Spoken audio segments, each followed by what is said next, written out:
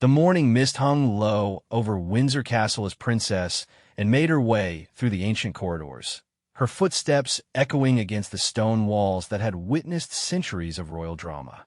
At 73, the Princess Royal had seen enough palace politics to fill several lifetimes, but nothing quite like what was unfolding before her eyes.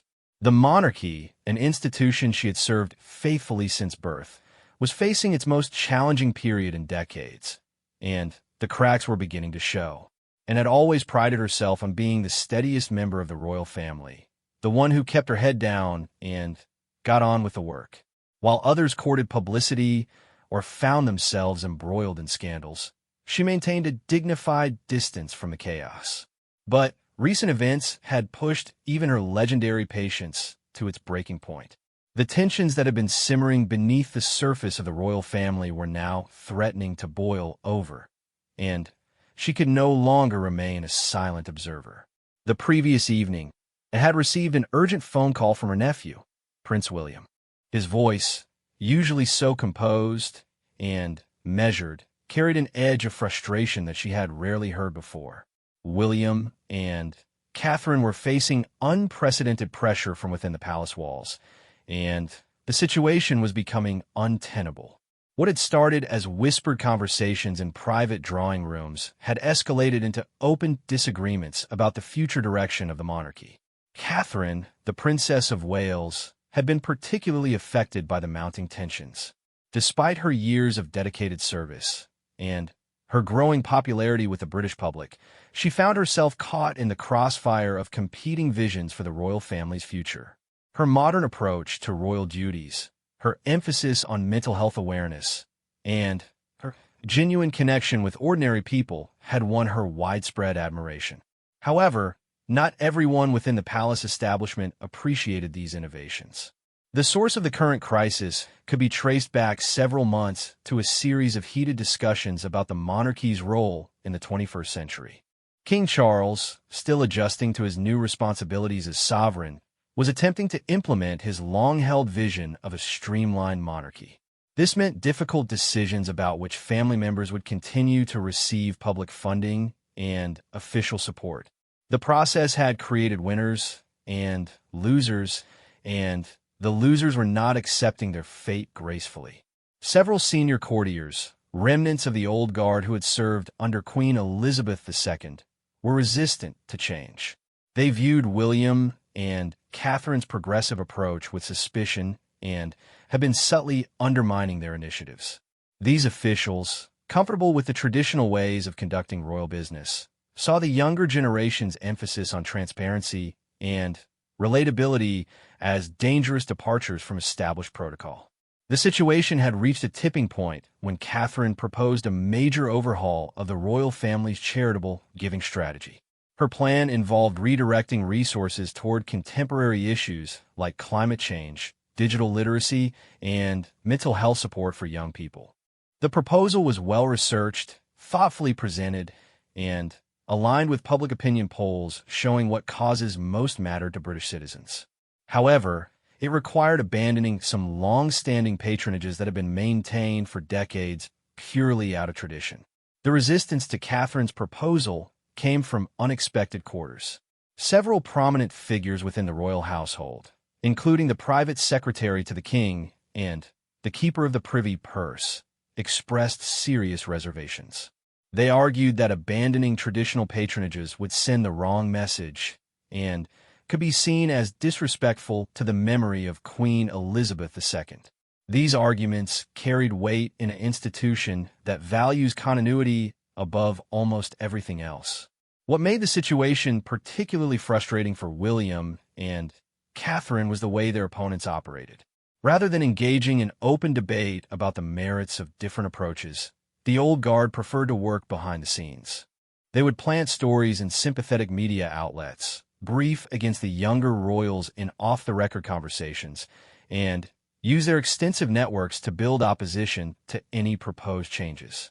And had watched this drama unfold with growing concern. She understood the value of tradition and respect for the past, but she also recognized that the monarchy needed to evolve to remain relevant. The Queen's death had marked the end of an era, and the new reign required fresh thinking and bold leadership. The attempts to constrain William and Catherine struck her as short-sighted and potentially damaging to the institution they all served. The Princess Royal's own relationship with change had been complicated throughout her life. She had grown up at a time when royal women were expected to be seen, but not heard, when their primary function was ceremonial rather than substantive, and had chafed against these restrictions from an early age, forging her own path through sheer determination and force of personality. Her work with numerous charities, particularly Save the Children, had given her a platform to make a real difference in the world. Over the years, and had earned a reputation as one of the hardest-working members of the royal family. She undertook hundreds of engagements annually, traveled extensively for her charitable commitments, and maintained a schedule that would exhaust people half her age. Her no-nonsense approach and direct speaking style had occasionally raised eyebrows among palace officials, but it had also earned her respect from both colleagues and the public. The current crisis reminded and of earlier periods of royal turbulence. She had lived through the tumultuous years of the 1990s, when her brother Charles's marriage collapsed amid widespread publicity, when her own divorce had made headlines, and when the royal family's approval ratings had plummeted to historic lows. She remembered the sense of helplessness that had pervaded the palace during those dark days, the feeling that events were spiraling beyond anyone's control. And also remembered how the family had eventually weathered those storms. It had required difficult conversations, painful admissions of mistakes, and a willingness to change long-established practices. Most importantly, it had demanded that family members stand together in support of each other rather than allowing external pressures to drive them apart. The lesson from those earlier crises was clear. The royal family was strongest when it presented a united front. Internal disagreements were inevitable in any large family, but they needed to be resolved privately rather than playing out in public. The current situation threatened to repeat the mistakes of the past, with different factions within the royal household working at cross purposes instead of toward common goals. Anne's decision to intervene had not been taken lightly. Throughout her life, she had preferred to work quietly behind the scenes rather than making grand gestures. Her style was more about steady, consistent effort than dramatic moments of leadership. However, she recognized that sometimes circumstances demanded bold action, even from those who would prefer to remain in the background. The Princess Royal's unique position within the family gave her a special authority to speak out. As the only daughter of Queen Elizabeth II and the sister of the current king, she commanded respect from all generations of the royal family. Her decades of dedicated service had earned her credibility that younger family members were still building. When and spoke, people listened, even if they didn't always agree with what she had to say. The morning after William's phone call, Anne had spent hours walking through the grounds of Gatcombe Park, her home in Gloucestershire. The familiar surroundings helped her think clearly about the challenges facing the family and the role she might play in resolving them. She thought about her mother, Queen Elizabeth II, and how the late monarch would have handled such a situation. The Queen had always emphasized the importance of duty, service, and putting the institution above personal preferences. And also recognized that times had changed since her mother's early reign. The media landscape was completely different, with social media allowing instant communication and constant scrutiny of royal activities. The British public had evolved too, becoming more questioning of authority and more demanding of transparency from public institutions. The monarchy needed to adapt to these new realities while maintaining its core values and traditions. As she walked and reflected on the qualities that had made William and Catherine effective representatives of the royal family, their genuine warmth and approachability had connected with people in ways that more formal, traditional approaches could not match. Their willingness to discuss personal struggles and mental health challenges had helped remove stigma from these important topics. Their emphasis on environmental protection and social justice reflected the concerns of younger generations who would ultimately determine the monarchy's future. The opposition to their approach seemed rooted more in fear of change than in genuine concerns about effectiveness. Some palace officials appeared worried that too much innovation would undermine the mystique and authority that had traditionally surrounded the royal family. They feared that making the monarchy too relatable might reduce its special status in British society, and understood these concerns, but believed they were misguided. In her view, the royal family's authority came not from maintaining distance from ordinary people, but from demonstrating genuine commitment to serving them. The most respected members of the royal family throughout history had been those who had connected with the public during times of crisis and celebration. The monarchy's survival had always depended on its ability to remain relevant to changing circumstances.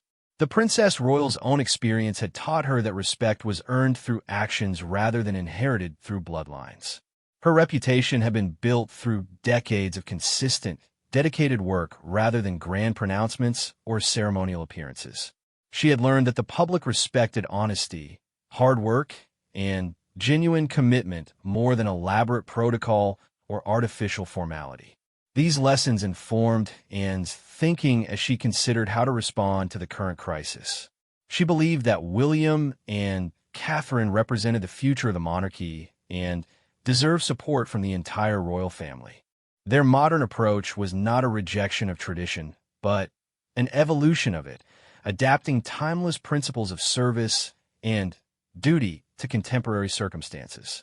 The challenge was how to provide this support without escalating the internal conflicts that were already causing problems, and needed to find a way to demonstrate her backing for William and Catherine while also respecting the legitimate concerns of those who favored more traditional approaches.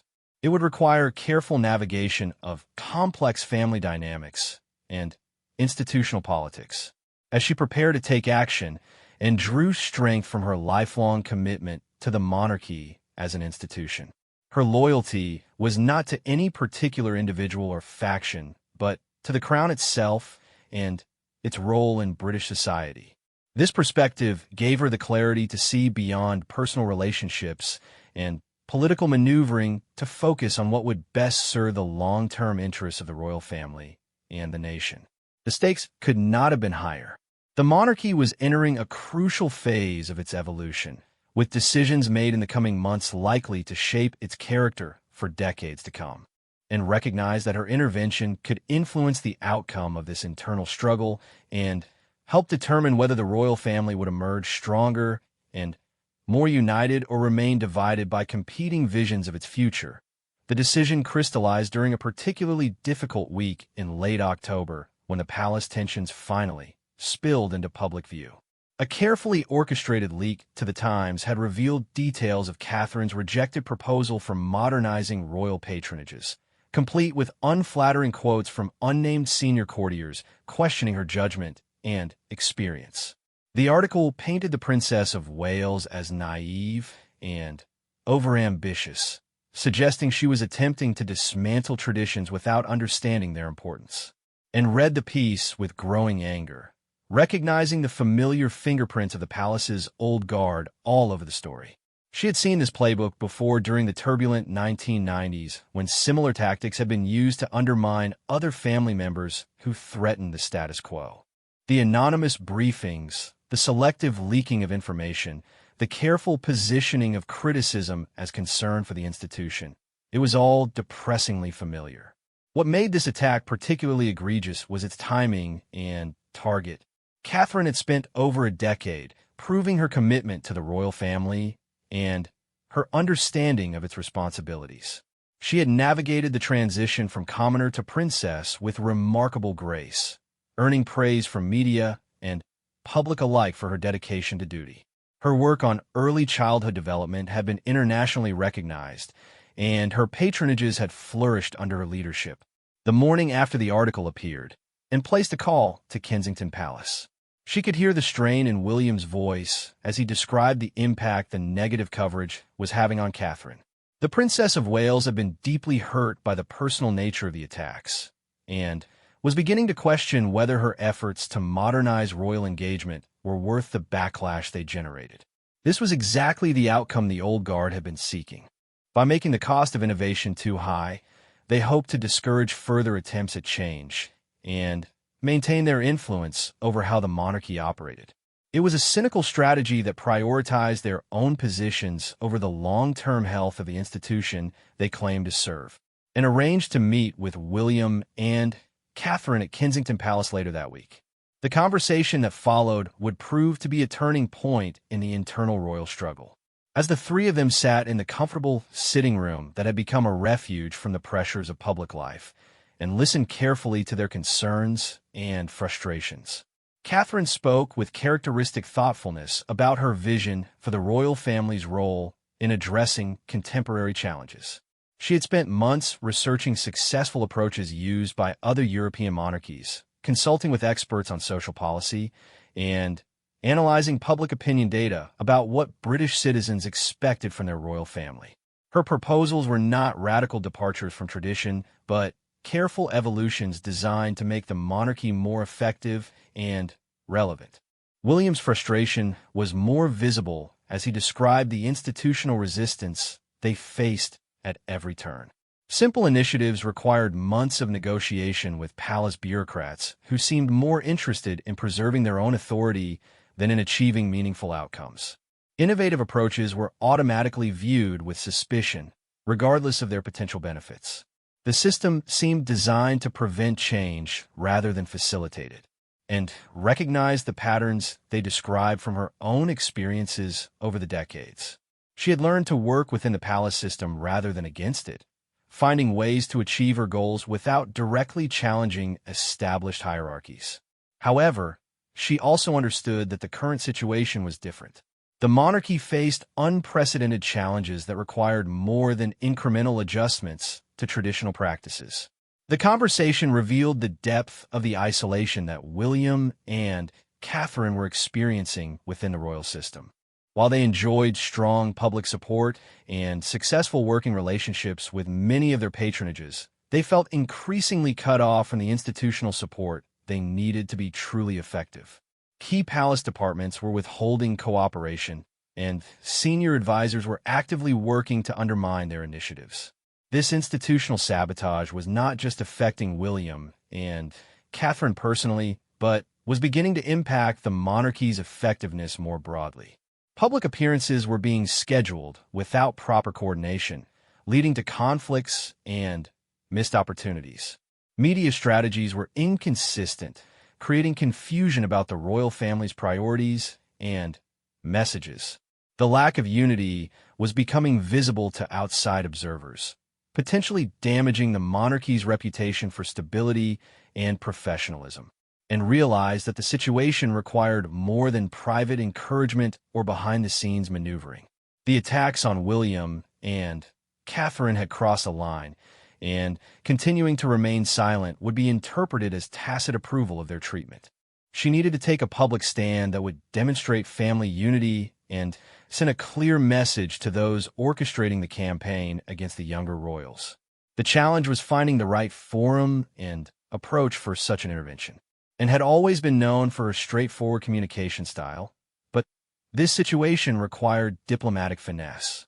She needed to support William and Catherine without unnecessarily antagonizing other family members or palace officials who might be persuaded to adopt a more constructive approach.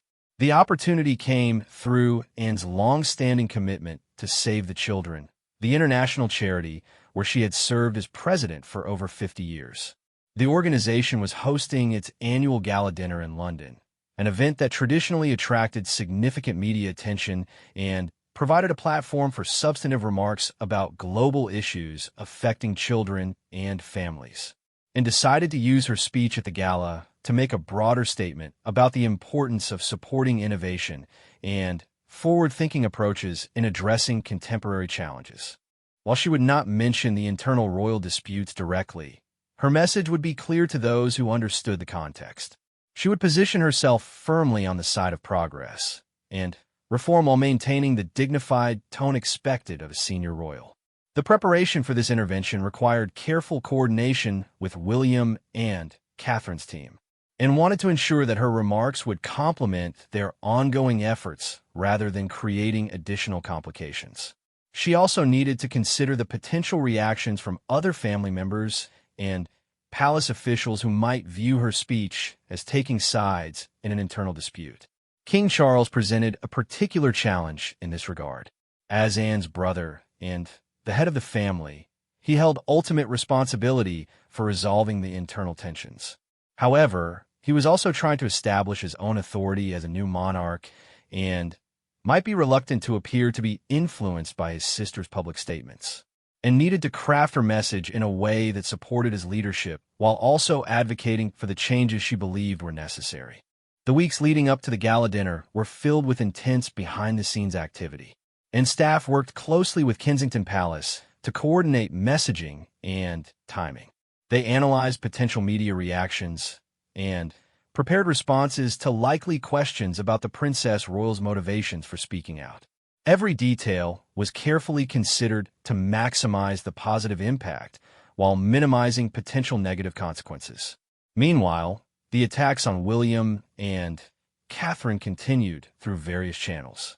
Additional stories appeared questioning their judgment on other matters, from their approach to parenting to their choice of vacation destinations. The campaign seemed designed to wear them down through constant criticism rather than addressing specific policy disagreements. This pattern convinced and that her intervention was not only justified, but urgently needed. The night before the gala dinner, and spent hours reviewing her remarks and considering their potential impact. She thought about her mother's example and how Queen Elizabeth II had handled similar moments of family crisis. The late Queen had always emphasized the importance of unity and had rarely intervened in public disputes between family members. However, she had also shown that there were times when strong leadership required taking difficult stands.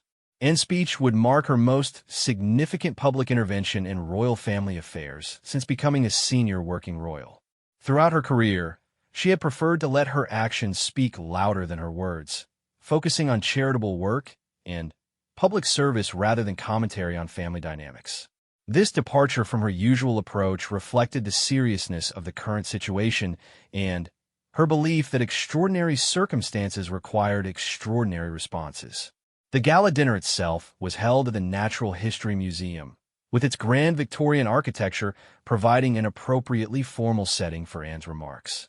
The guest list included prominent philanthropists, business leaders, and media figures who would amplify her message far beyond the immediate audience. The timing was perfect for maximum media coverage, with the speech scheduled for early evening to catch both print and broadcast deadlines. As Anne prepared to take the stage, she reflected on the journey that had brought her to this moment. Her decision to speak out represented not just support for William and Catherine, but a broader statement about the kind of monarchy she believed Britain needed for the 21st century. She was taking a calculated risk that her intervention would help resolve the internal tensions rather than escalate them further. The speech itself was masterfully crafted to deliver multiple messages simultaneously. On the surface, it was a thoughtful reflection on the challenges facing children and families in the modern world, discussing the need for innovative approaches to persistent problems. However, those familiar with the royal family's internal dynamics would recognize the parallels to the current institutional debates, and spoke about the importance of supporting those who were willing to challenge conventional wisdom in pursuit of better outcomes. She praised organizations and individuals who combined respect for tradition with openness to new ideas. Her language emphasized the value of both experience and fresh perspectives, suggesting that the best solutions often emerge from bringing different viewpoints together rather than allowing them to remain in conflict. The audience responded enthusiastically to Anne's remarks, recognizing the sincerity and passion behind her carefully chosen words. The media coverage was equally positive, with commentators praising her thoughtful approach to complex issues and her obvious commitment to the causes she discussed.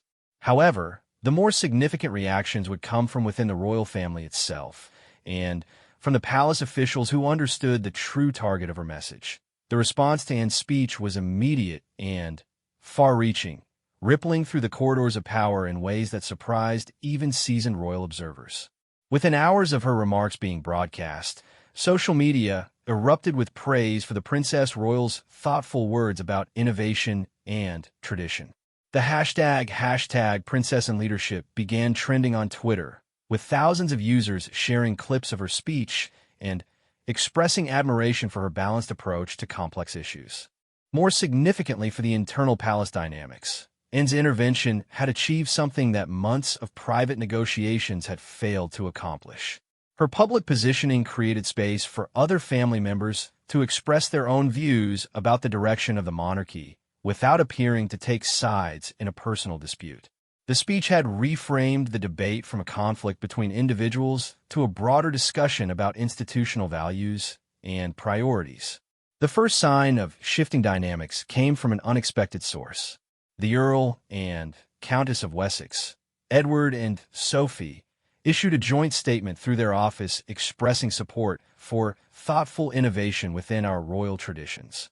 While carefully worded to avoid direct commentary on the recent controversies, the statement clearly aligned them with the modernizing approach that William and Catherine had been advocating. This show of unity among the working royals sent a powerful message throughout the palace establishment. The old guard had been operating under the assumption that they could isolate William and Catherine by portraying their approach as radical and unsupported by other family members. Anne's speech and the subsequent statements from Edward and Sophie demonstrated that the desire for measured progress was actually shared across the royal family. The impact extended beyond immediate family members to the broader network of royal patronages and associated organizations.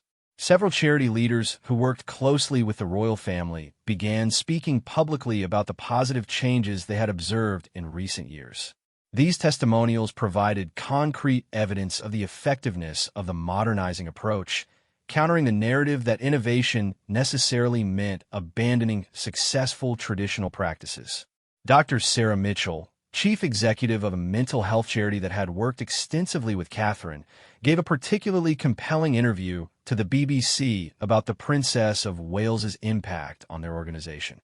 She described how Catherine's hands-on approach and willingness to engage with difficult topics had helped them reach new audiences and secure additional funding. The interview provided specific examples of positive outcomes that directly contradicted the suggestions that the royal family's modern approach was somehow less effective than traditional methods. The media coverage of Anne's speech and its aftermath created a momentum that proved difficult for critics to counter. Journalists began investigating the sources of the earlier negative stories about Catherine, uncovering evidence of coordinated briefing campaigns by palace insiders. These revelations shifted public attention from Catherine's supposed shortcomings to questions about who was attempting to undermine her work and why. The investigation revealed a network of longtime palace employees who had grown comfortable with their influence during the later years of Queen Elizabeth II's reign. These individuals had developed informal power structures that allowed them to shape royal family activities according to their own preferences and prejudices. The transition to King Charles's reign and the growing prominence of William and Catherine threatened these arrangements, prompting resistance disguised as concern for royal traditions. One particularly damaging revelation involved the systematic suppression of positive media coverage about Catherine's charitable work. Documents leaked to investigative journalists showed that certain palace press officers had actively discouraged media outlets from covering the Princess of Wales's successful initiatives, while simultaneously briefing negative stories about her proposals for change. This pattern of behavior violated basic principles of professional communication and demonstrated the extent to which internal opponents were willing to go to undermine the younger royals. The exposure of these tactics created a crisis of confidence within the palace communications operation. King Charles was reportedly furious when he learned about the unauthorized briefing campaigns and ordered an immediate review of all media relations activities. Several senior communications staff were reassigned to other duties, while new protocols were established to ensure that all family members received appropriate support for their public activities. The changes went beyond personnel adjustments to address underlying structural problems that had enabled the coordinated opposition to emerge. The palace's antiquated hierarchy had created silos where different departments operated with minimal oversight, allowing personal agendas to influence official activities. King Charles announced the establishment of a new coordination committee that would ensure all royal family communications were properly aligned and mutually supportive.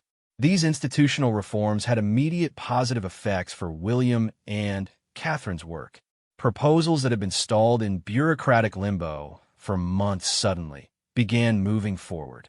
Media coverage became more balanced and constructive, focusing on the substance of royal initiatives rather than manufactured controversies about their appropriateness. The couple's public approval ratings, which had suffered during the period of negative coverage, began to recover as their actual accomplishments received proper attention. The success of Anne's intervention encouraged other family members to take more active roles in supporting positive change within the monarchy. The Duke and Duchess of Gloucester began incorporating environmental themes into their public engagements, building on William's conservation work. Princess Alexandra increased her involvement with organizations working on social justice issues, complementing Catherine's focus on early childhood development. This coordination created a sense of shared mission that had been missing during the period of internal conflict. The transformation was particularly evident during the royal family's Christmas activities, which had traditionally been carefully choreographed to project unity and tradition. This year's celebrations included several innovations that reflected the modernizing approach while respecting established customs. The Christmas broadcast included acknowledgement of contemporary challenges facing British families, while the traditional Christmas Day church service featured representatives from charities supported by different family members. These changes were not merely cosmetic adjustments, but reflected a fundamental shift in how the royal family understood its role in British society. The emphasis moved from maintaining institutional mystique toward demonstrating genuine engagement with contemporary issues. This evolution required careful balance between innovation and tradition, ensuring that necessary changes enhanced rather than undermined the monarchy's constitutional role. The success of this balancing act owed much to Anne's example throughout the year. Her speech had demonstrated that it was possible to advocate for progress while maintaining respect for institutional traditions. Her approach provided a template that other family members could follow, showing how to support innovation without appearing to reject the past or criticize previous approaches. The Princess Royal's intervention had also created space for more honest conversations about the monarchy's future within the family itself. The regular family gatherings that had been strained by unspoken tensions became opportunities for productive discussions about shared goals and priorities. King Charles emerged as a more confident leader during this period, benefiting from the demonstration of family unity and the reduction in negative media coverage. The broader impact extended beyond the immediate royal family to influence public perceptions of the monarchy's role in British society. Opinion polling conducted throughout the year showed increasing support for the royal family's engagement with contemporary issues, particularly among younger demographics who had previously shown less interest in royal activities. The combination of traditional ceremonial roles with substantive work on modern challenges appeared to resonate with citizens who wanted their institutions to be both dignified and relevant. International observers also noted the positive changes in the British royal family's approach. Other European monarchies began adopting similar strategies for balancing tradition with innovation, recognizing the effectiveness of the British model. Academic experts on constitutional monarchy praised the royal family's evolution as an example of institutional adaptation that strengthened rather than weakened traditional structures. The year's events culminated in a remarkable transformation of the internal dynamics that had threatened to tear the royal family apart. The coordinated opposition that had emerged in the early months gradually dissolved as its tactics were exposed and its effectiveness diminished. Many of the palace officials who had resisted change found themselves isolated and eventually sought positions elsewhere, replaced by staff who supported the family's unified approach. The new equilibrium that emerged was not simply a victory for William and Catherine over their critics, but a genuine synthesis that incorporated valuable elements from different perspectives.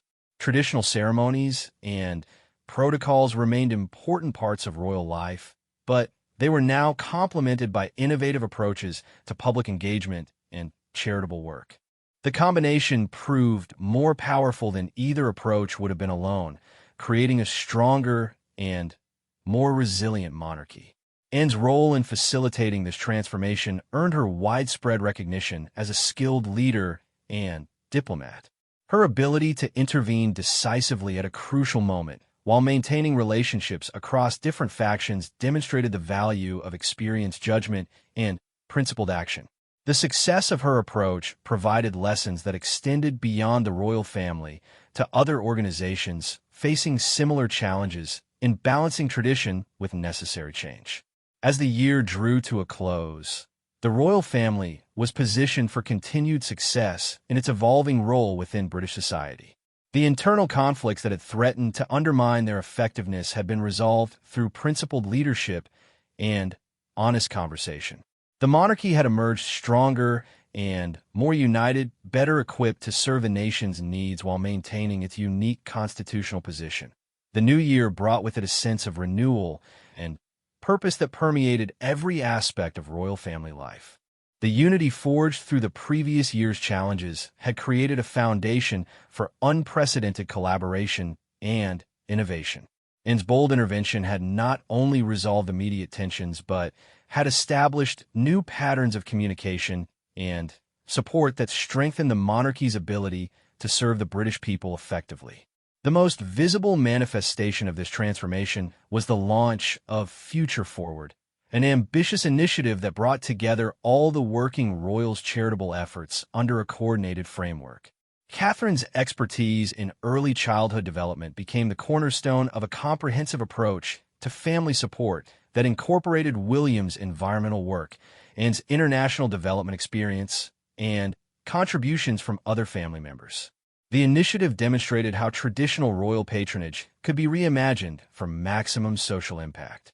The project's planning had taken months of careful coordination, with each family member contributing their unique strengths while maintaining their individual identity and focus areas.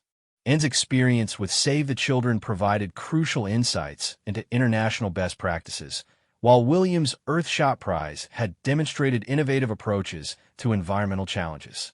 Catherine's research into early childhood development offered evidence-based strategies that could be scaled across different communities and circumstances. The coordination required for Future Forward would have been impossible during the previous year's period of internal conflict. The trust and mutual respect that emerged from working through their differences enabled the family members to share resources, expertise, and platforms in ways that amplified everyone's effectiveness. The initiative became a powerful example of how institutional unity could generate outcomes that exceeded the sum of individual efforts. Public response to Future Forward was overwhelmingly positive, with media coverage focusing on the substantive achievements rather than personality conflicts or protocol disputes. The British press, which had been feeding on internal royal drama throughout much of the previous year, found itself covering policy discussions and charitable outcomes instead of manufactured controversies. This shift in media focus created a virtuous cycle where positive coverage encouraged further innovation and collaboration. International recognition followed quickly, with the United Nations inviting the royal family to present their collaborative model at a conference on sustainable development. Catherine's presentation on integrated approaches to social challenges received a standing ovation from delegates representing over 150 countries. The invitation demonstrated how the royal family's evolution had enhanced rather than diminished their ability to represent British interests on the world stage. The success of Future Forward also validated the modernizing approach that had initially faced such strong internal resistance. Data collected throughout the initiative's first year showed measurably improved outcomes across multiple indicators, from environmental protection to mental health support. These results provided concrete evidence that innovation and tradition could be successfully combined to create more effective approaches to persistent social challenges. The transformation was perhaps most evident in the working relationships between different generations within the royal family. The tensions that had previously existed between older and younger approaches to royal duties were replaced by genuine collaboration and mutual learning, and found herself energized by working with William and Catherine's team, while they benefited enormously from her decades of experience and extensive international networks. This intergenerational cooperation extended beyond formal initiatives to influence the family's private interactions as well. Family gatherings that had been strained by unspoken tensions became opportunities for creative brainstorming and strategic planning. The shared commitment to institutional effectiveness created common ground that transcended personal differences and historical grievances. King Charles emerged as the primary beneficiary of this improved family dynamic. His early months as monarch had been complicated by the need to manage internal conflicts while simultaneously establishing his own leadership style and priorities. The resolution of these tensions allowed him to focus on his substantive agenda for the monarchy's evolution, building on the foundation of family unity that his intervention had helped create. The king's confidence in his leadership role grew noticeably throughout the year as he witnessed the positive results of supporting innovation while maintaining traditional strengths. His annual Christmas message reflected this evolution, emphasizing themes of unity, progress, and service that resonated with both traditional monarchists and younger citizens who had previously been skeptical of royal relevance. The institutional changes implemented during the year proved their value through continued smooth operation and positive outcomes.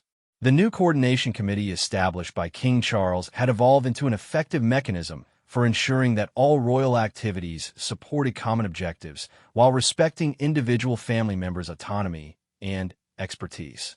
The reform of palace communications had eliminated the unauthorized briefing campaigns that had caused so much damage, replacing them with transparent and supportive media strategies.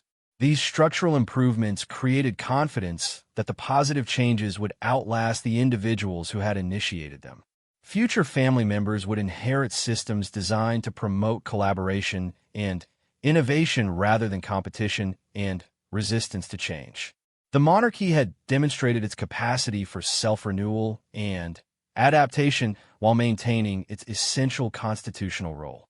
The economic benefits of the royal family's improved effectiveness became apparent through increased tourism, enhanced international trade relationships, and strengthened cultural diplomacy. The British government noted significant improvements in the country's soft power capabilities, with the royal family's modernized approach opening new opportunities for engagement with younger global audiences who had previously shown little interest in traditional monarchy. Business leaders also recognized the value of the royal family's evolution. The combination of traditional prestige with contemporary relevance created unique opportunities for promoting British businesses and values internationally. Corporate partnerships with royal charities increased significantly as companies sought association with the family's modernized brand and demonstrated social impact. The transformation had profound personal impacts on the family members who had been at the center of the conflicts. Catherine's confidence in her role and her proposals for innovation was fully restored through the support she received and the success of her initiatives. The negative coverage that had caused her such distress was replaced by recognition of her substantive contributions and her leadership in important social issues. William found that his environmental work gained new momentum through the collaborative framework, with family members incorporating climate themes into their own activities and amplifying his messages to broader audiences. The isolation he had felt during the period of internal resistance was replaced by a sense of shared mission and mutual support that energized his work and enhanced its effectiveness. And herself discovered unexpected satisfaction in her role as a bridge between different generational approaches within the family. Her intervention had not only resolved immediate problems, but had revealed her capacity for institutional leadership, that complemented her longtime focus on charitable work. The respect she earned through her principled stand enhanced her influence and created new opportunities for positive impact. The lessons learned through the year's challenges extended beyond the royal family to offer insights for other institutions facing similar tensions between tradition and innovation. Anne's approach demonstrated the importance of principled leadership that could acknowledge legitimate concerns on all sides while advocating firmly for necessary progress. Her timing and methods provided a case study in effective institutional change management. Academic observers noted the broader implications of the royal family's successful navigation of internal reform while maintaining public support and constitutional effectiveness.